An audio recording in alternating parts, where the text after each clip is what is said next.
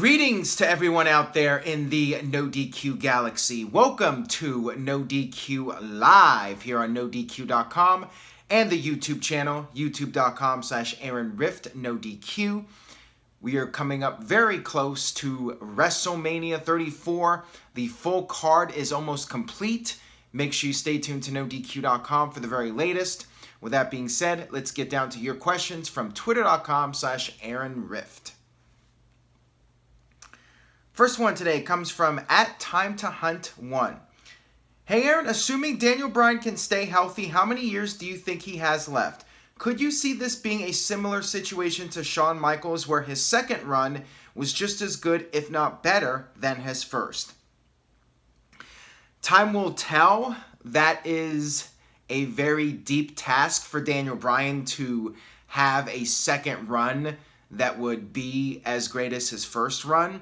Looking at Shawn Michaels and his career, Shawn Michaels came back and he had a really strong 8 years. That's a long time. There's plenty of opportunities for Daniel Bryan to exceed his first run, but there's also the risks of getting hurt again in a different way. He could get some other kind of injury that could cut his second run short. You just don't know. It's really hard to say. Anything's possible. But I think if Daniel Bryan plays his cards right and works a safer style, I think that will increase his chances of being able to have a really lengthy second run. And as the saying goes, it's about working smarter sometimes rather than working harder. We'll have to see if Daniel Bryan adapts to a different style and if he can keep himself healthy and have that longevity, or is he going to want to be the Daniel Bryan of old and keep doing the things he was doing before, which could put him at more of a risk of getting hurt again. So we'll have to see, and a lot of it just comes down to luck. If he's in the right place in the right time, and you never know. It's really hard to say. This one comes from Jose Maria Moreno. Hey Aaron, now that Daniel Bryan is back, do you think WWE should take it easy on his bumps so he doesn't get injured again? I think Daniel Bryan should be able to do what he feels is best for him as a performer. Now, with Shawn Michaels, going back to that first question, Shawn did slow things down a bit. He did take fewer risks, but in the end, it worked out really well for Shawn Michaels because his matches were arguably even better than they were during his first run. He grew as a performer, and he was able to make the most out of everything he did. And if Daniel Bryan does that same thing, we could see Daniel Bryan have a really successful second run here in WWE. I think initially, Daniel Bryan and WWE should proceed with a bit of caution. Now, Daniel Bryan has been cleared by multiple doctors, including Joseph Maroon. He has been off in the sidelines for the past 2 years. He has had time for his body to heal up. So my feeling is Bryan is probably physically in better shape than most of the guys in WWE because these guys are working, 300 days a year around the clock. They're really putting a lot of strain on their bodies. Daniel Bryan has had time to rest and heal up his body. So theoretically, if his doctors are saying, which I'm sure it's true because they would not clear him if he wasn't, his brain is in good shape and the rest of his body should be in excellent shape. So theoretically, Bryan should be able to do what he was doing before. The question is, should he? Should he be doing the headbutts? I don't think he should be doing the headbutts, period. So I think we will see Bryan tweak his style a little bit, maybe not do the headbutts, maybe not do some of the crazy dives he did, just slow it down a little bit and work a smarter style. I think that would be the best way to go and just let Daniel Bryan be Daniel Bryan, and we'll just have to see how things play out and be a little bit cautious but remain optimistic that he can have a really great run this second time around. This one comes from Mark Brown. Since Daniel Bryan is finally cleared, do you think he'll go back after the title? Absolutely. If Daniel Bryan can keep things going and keep the momentum going, then I think it's just a matter of time. You know, people have asked me about who I want to see Daniel Bryan face. There's a long list of guys, but the number one guy on my list, and I think a lot of you would agree with me on this, it's AJ Styles. Daniel Bryan versus AJ Styles for the WWE title. That, I think, is the biggest match you can do with Daniel Bryan in this second run. The question is, when do you do it? Do you pull the trigger on that soon, or do you wait until WrestleMania and hold off on it and build it up? I hope WWE holds off on it and saves it, but I could see WWE doing it sooner than later. But yeah, I definitely see Daniel Bryan back in the title picture. Based on the crowd reaction on SmackDown, you're going to have to put him in the big matches. If he can do it physically, if his body holds up, then yeah, he's got to be in the WWE title picture because he's going to get the big crowd reactions and, you know, he's going to eclipse everybody else on the roster just because of how invested the fans are in him. Even with a toned down style, Bryan is still going to have that fan support. They're going to treat him like a main eventer. So I think you got to put him in the main events. And I think it's just a matter of him physically being able to do what he needs to do to work at that main event level. If he can do that, then yeah, it's going to happen for sure. This one comes from Walter Alexis Cruz. With Daniel Bryan cleared to return, should he win the Money in the Bank and immediately cash in? I'm not sure I want to see Daniel Bryan in a Money in the Bank ladder match, and this really has nothing to do with his health and putting him in a risky match like that. I think Bryan should be utilized in singles matches. As I pointed out on Twitter and on NoDQ Live, you have tons of guys he can work with, tons of programs, tons of feuds. I mentioned AJ Styles, Shinsuke Nakamura, Finn Balor, Seth Rollins, The Miz. The list goes on and on. I would focus on putting Daniel Bryan in those dream match scenarios and get him one feud after another with these guys that he either hasn't faced or guys that he hasn't faced in a long time, like The Miz, and you have that history going back to Talking Smack that you can capitalize on. So I'm not really a fan of Bryan being thrown into a multi-man match, and really, he doesn't need the Money in the Bank contract. So I'm just not a fan of it for that reason alone. Creatively, I don't think it's the right move. This one comes from DJ Whitty, or Whitey. I'm still not sure which one it is. Ayo Aaron, do you think WWE cleared Daniel Bryan partly because they were fearful that he would finish his career elsewhere when his contract ran out? No, I really don't think that had anything to do with it, and I know there's the conspiracy theory about it that WWE cleared him only because they're afraid of him jumping ship to Ring of Honor or going to Japan or whatever. I don't think that's the case at all. I really don't. I think WWE and Daniel Bryan for the past 2 years have been working on this. It's not something that you can just finalize in a short period of time. The testing needed to be done. Bryan saw different doctors, and this takes time. It was a lengthy process, and the timing of it just happened to work out in time for WrestleMania. But I sense, based on the storyline that has been building over the past 6 months, that people in WWE were hopeful that Bryan could get cleared, and there was optimism about that. And if for some reason he couldn't, they would have gone with a backup plan. But I feel like Daniel Bryan being in the storyline with Kevin Owens and Sami Zayn, it really felt like he was going to be doing something. And I think that was the WWE creative team knowing that there was a reasonable chance of him getting cleared. And you know what? A year ago, I didn't think it was going to happen. Somebody even called me out on it that I said it would not happen. So I've never been happier to be wrong on that. And it just goes to show that anything can happen in wrestling. Never say never. And I've always said I think CM Punk will be back one day. And as far as Daniel Bryan goes, he's money. And I think WWE would have cleared him a long time ago if it was that easy. You know, WWE, they would rather be safe than sorry. You have to look at it from the company perspective. If Daniel Bryan was cleared when he shouldn't be cleared and something happened to him, it would be a PR nightmare for WWE. So they're not going to clear him out of fear that he goes to Ring of Honor or New Japan and work for another company. They're going to clear him because it's safe and he's medically cleared. The bottom line. I mean, people need to really stop with the conspiracy theories. I mean, it would be a disaster if Daniel Bryan was cleared prematurely and then something happened to him.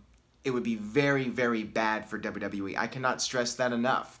I do not blame WWE for taking the safe route here and taking the responsible route. I mean, people are almost saying that, you know, well, I guess they're accusing WWE of not taking the safe route, but I can assure you that that's not the case here. This one comes from Josh Mansfield.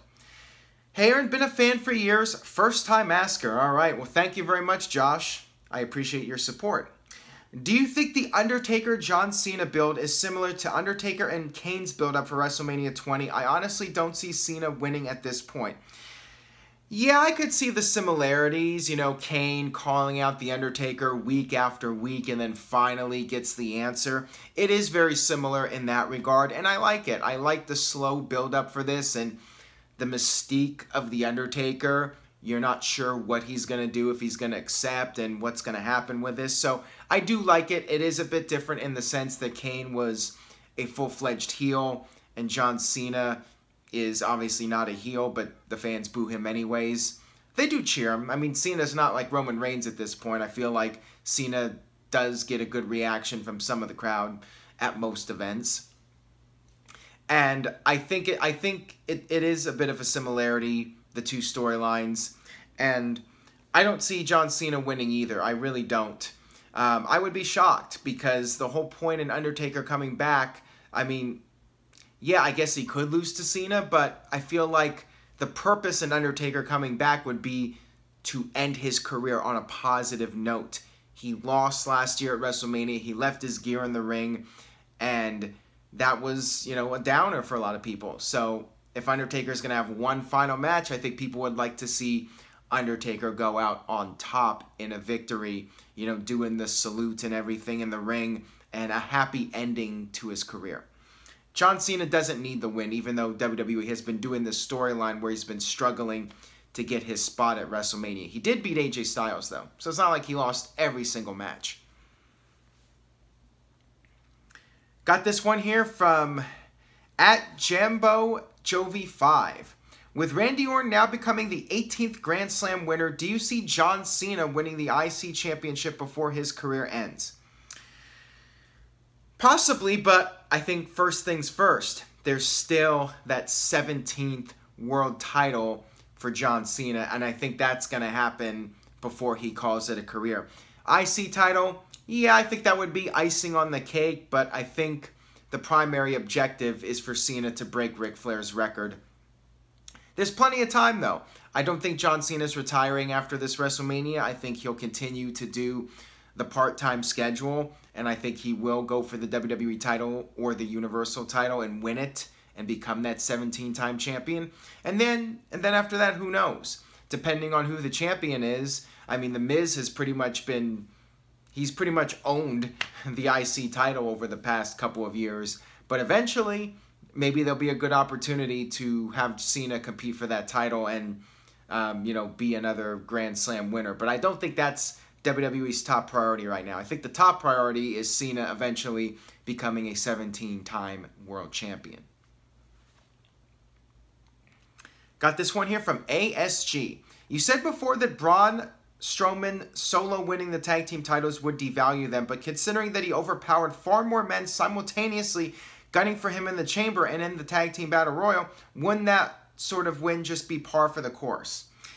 That's a very arguable point, and perhaps that is the one downside of the booking of Braun Strowman, that they've made him too dominant to the point where everybody else is at a lower level, and Strowman isn't even the top guy. I mean, if you're going to do that, if you're going to have Braun Strowman dominate everybody, then Shouldn't he be the world champion or competing for the world championship? Instead, he's competing for the tag team titles.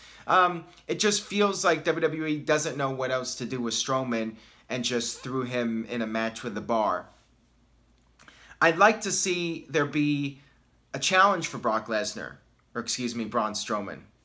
See, I'm mixing the two of them up now.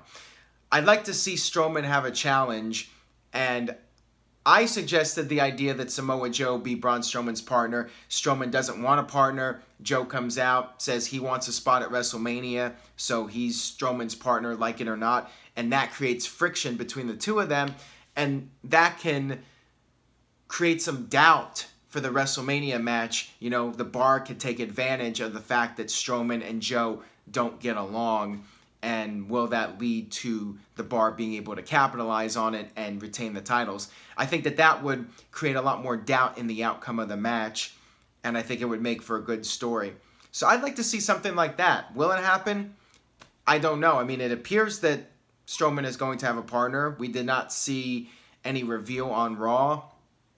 It could be Elias, but again, I think Elias will more than likely do a song at WrestleMania and perhaps have somebody like Jeff Jarrett interrupt or something like that. You know, I could see Elias doing a song instead of a match at WrestleMania, which leaves an open spot, and I think Joe would be good for that spot in this storyline with the two monsters. Yeah, if they work together, they could easily dominate the Bar, but they're not exactly on the same page, and each one of them wants to be the guy, so it could create some tension between the two of them, and the Bar could perhaps capitalize on that.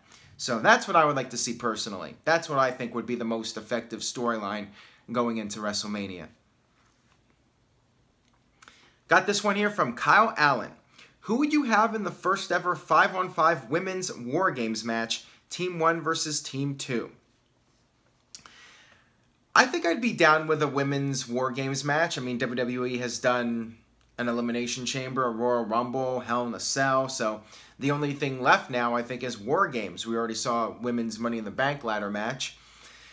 As far as the teams go, maybe they could do it for Survivor Series, you know, Raw versus SmackDown, so you get the best of Raw versus the best of SmackDown, rather than have, you know, Absolution and a couple women against the baby faces. I'd like to see a 5-on-5 Raw versus SmackDown women's War Games match. That way you could have Asuka captain one team, or maybe Asuka and Charlotte co-captain, depending on if they're on the same brand or not.